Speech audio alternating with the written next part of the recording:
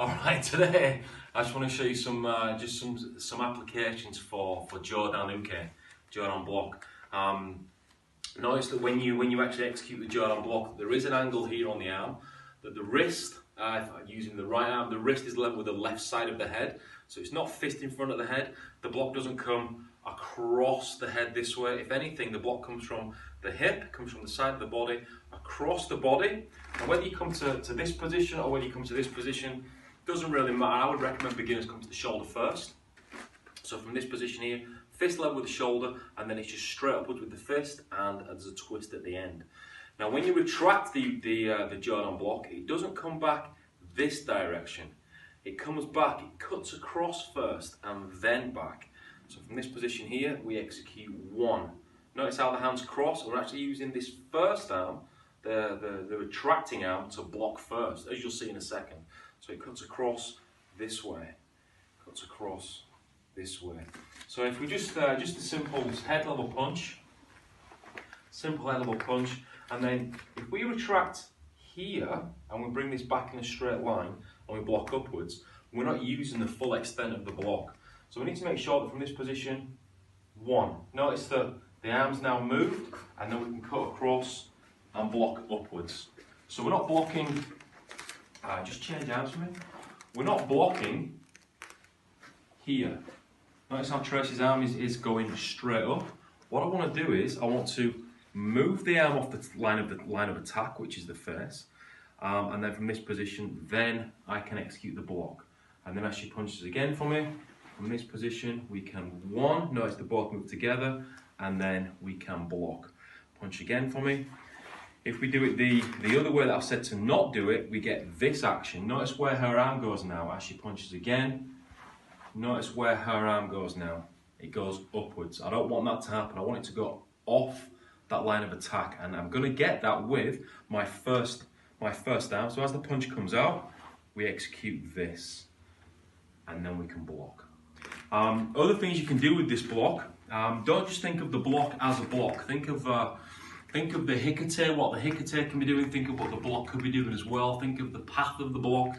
So there's a heap of things that you can use this block for. First of all, again, something that I'll teach beginners is just a simple wrist grab. So, you know, just basic self-defense for kids. If there was a wrist grab here, the first place this hand needs to come to is to the shoulder. So we would come upwards. Now, if we execute that fast, we can have, there's a pull away there. So from this position here, we can pull in and execute that fast. Tracy's making that look amazing. And if we go with the other arm, from this position here, it would come upwards. Notice that I'm using little finger to shoulder. I'm not coming in this way, because I'm standing here naturally. My hands are naturally there. They're not naturally here. They're naturally there. So if someone's going to grab you, they're going to grab this position, and then we would come upwards. Now, if she doesn't let go, we can execute this, and that's perfectly fine because we still have our returning hand to deflect. So from this position again, basic, we can start here and we can come in and down and block. If we want to use the hikate, we can also pull in to execute this. If we use this side, so I can show you what the hikate would be doing and what the block would be doing from this position, we can go one hikate, and then from here we can step in and use the forearm across the face to strike.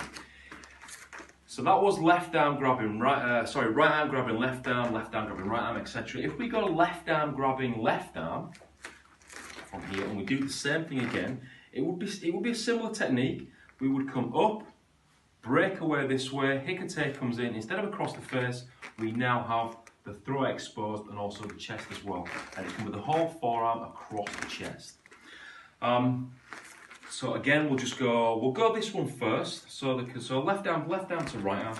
We'll go this one first so we can really break it down nice and slowly.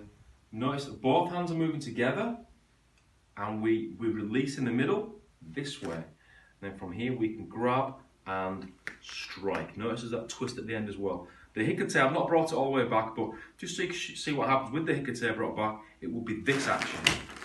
Okay? So we'll go this side now. So right arm grabs left arm, start here, and then up, down, grabbing, and then pull. And we will pull into the strike itself, or the block itself. If it was left grabbing left, still the same thing. Now notice I'm not coming on the inside of the wrist, I'm coming on the outside of the wrist. So I get this action here. Now what happens then is the thumb joint can be extended, can be exposed, and we can have from here one grabbing, and then we can strike with the forearm to the head, to the face, and then also forearm to across the chin, across the neck, and across the chest as well. We'll go right to right this time so they can see for the sake of the camera. We can start here, and then we can come down and come in inside and strike. I can even use my partner's arm as a guide, so that I'm not executing this. I'm just using the guide to draw upwards. Okay. Other things you can do with a Jodan block. Is we can use it with a lapel grab. Now with this, we can actually execute. We can use the hikate to either draw in and across. At this point, we could still have one, we draw in and across, and we can still execute this towards the side of the head. Or we can just simply use our hikate on the outside of the arm to come in and draw in this way. And then this would come to a different part also.